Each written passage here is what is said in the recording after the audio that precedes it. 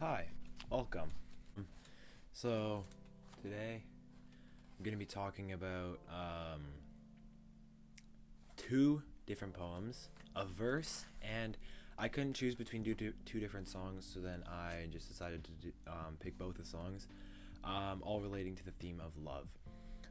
We're going to just go through the first two poems, see what we're going to try and find if we can see different devices used in each one, and then look at the songs and yeah, just overall. So, first poem is called Your Love Is So Crisp.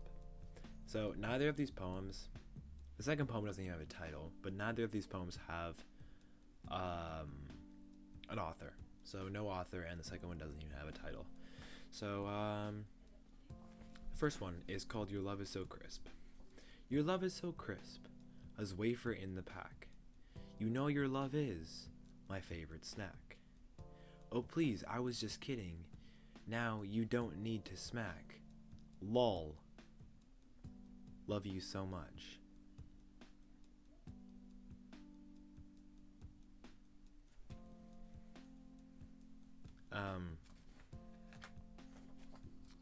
Yeah.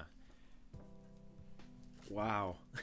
Great poem. You know, what can I say? It really emphasizes that love in between a couple, you know? So basically, the author here says, your love is so crisp, and then uses metaphor as like wafer in the pack, and then says, you know your love is my favorite snack. And then maybe someone could take offense to that, but I don't even know what the first part would be of that, because I don't know, because you eat a snack and you can't eat love, so it just doesn't make anyways. So, and then he's just, oh please, I was just kidding, you don't need to smack. And then he says, lol, ... love you so much. So, this poem is obviously a love poem, uses simile. There's not a lot going on in this poem. Second poem, no title, no author. You'll just see why. You, me, we, two souls stuck together like a piece of meat. You, me, us, my love shines bright for you like a big yellow bus. You, me, us too, my love for you can be smelled for miles like an old stinky shoe.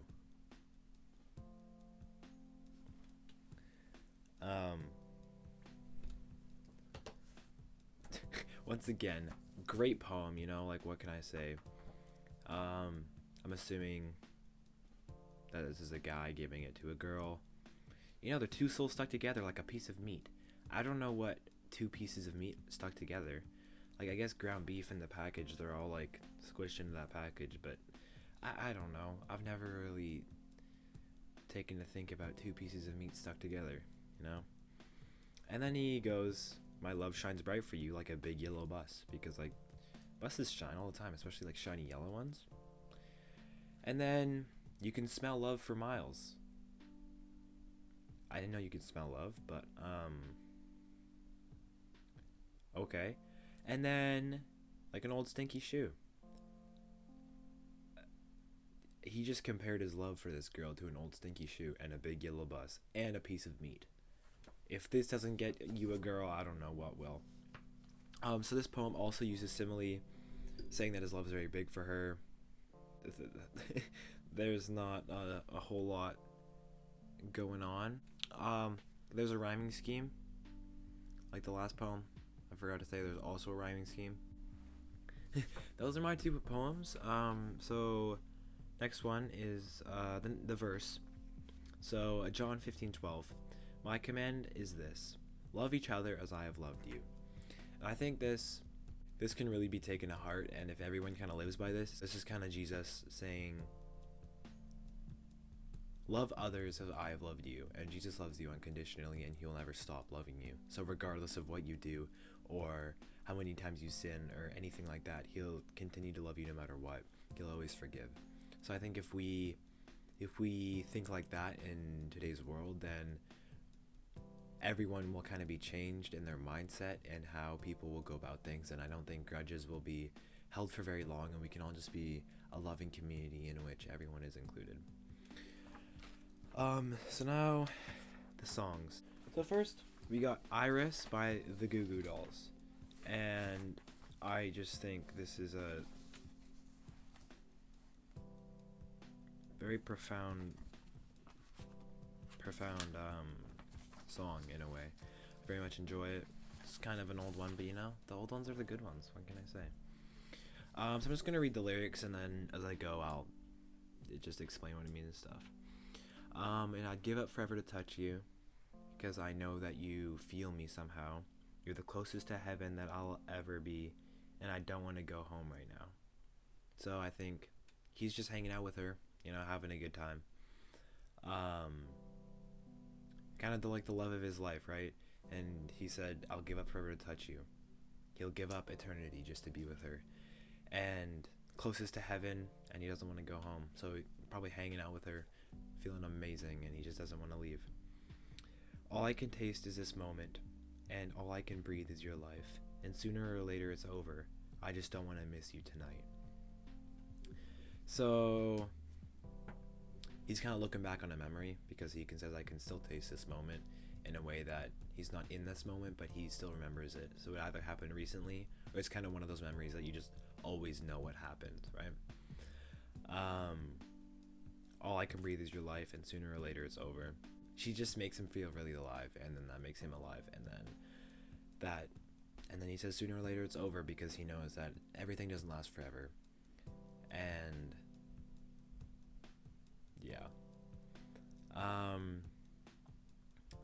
And I just don't want to miss you tonight. He just doesn't want to miss her, because I think the thought of her, and this also could be a post-breakup song in a way, because then he says, I just don't want to miss you tonight, in a way that missing her makes him feel worse than it was before, right? So yeah. And then he said, I don't want the world to see me, because I don't think that they'd understand. When everything's made to be broken, I just want you to know who I am. That's kind of like the chorus of this song, because that's just like the chorus of this song. And he says, I don't want this world to see me, because I don't think that they understand. So I think a lot of people in this world, actually that's not true, I don't know, some people just don't understand heartbreak, and things like that are real things and can happen, and people have been through pain and whatnot. So he just doesn't want the world to see him, one, I think out of a state of vulnerability, and he doesn't want to seem as weak, and the world just won't understand, right? So they just won't get him. They'll probably shame him, judge him for how he's feeling, even though he can't control how he's feeling. And then he says, when everything's made to be broken, I just want you to know who I am.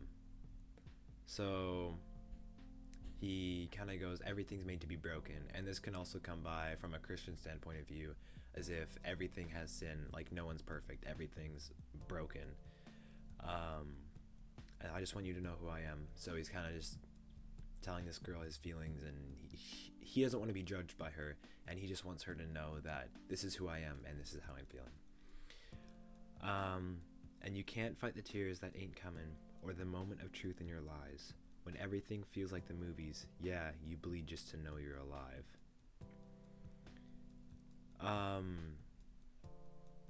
So you can't fight the tears that ain't coming, so you can't fight the tears that aren't coming. So you can't fight the tears, tears just happen, you just cry, you can't, yeah, especially out of heartbreak, I don't think you can fight the tears that come out of that.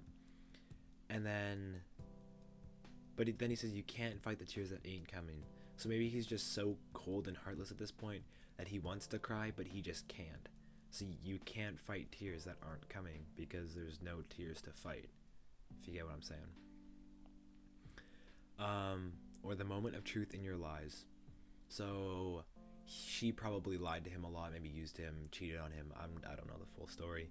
But maybe there was some truth in that, and then he really saw that truth, and then just took it and held it, because that was the only truth that he had, right? And then he says, when everything feels like the movies, yeah, you bleed just to know you're alive. So in movies, relationships in the end are always perfect, right? But in one way or another, relationships are perfect. So if maybe this girl's with some really bad guy, they break up. This perfect guy gets with perfect girl, boom, perfect relationship, right? That's just how movies work. Nine times out of 10, you'll have a movie with a perfect relationship if it has a relationship in it. So he said he compares his relationship to the movies because he thought his relationship was perfect, but looking back on it in hindsight, he's like, no, my relationship was not perfect.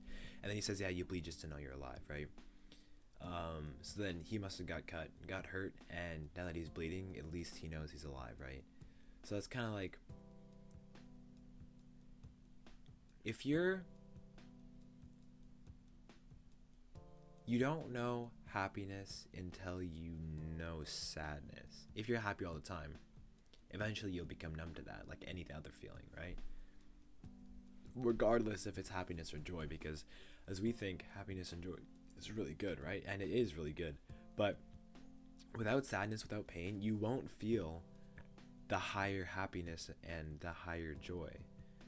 So I think he's saying he's really glad that he could feel that happy, but he's also glad that he can feel the sad because he knows that it made him that happy. And he knows that in the future when he gets happy, he'll be really happy that he's joyful because he's felt pain before.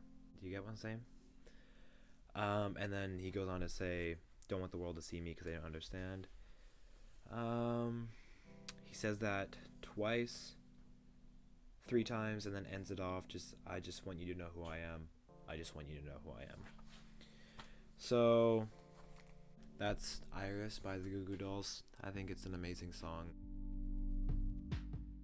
That's been my project, final poetry assignment for English.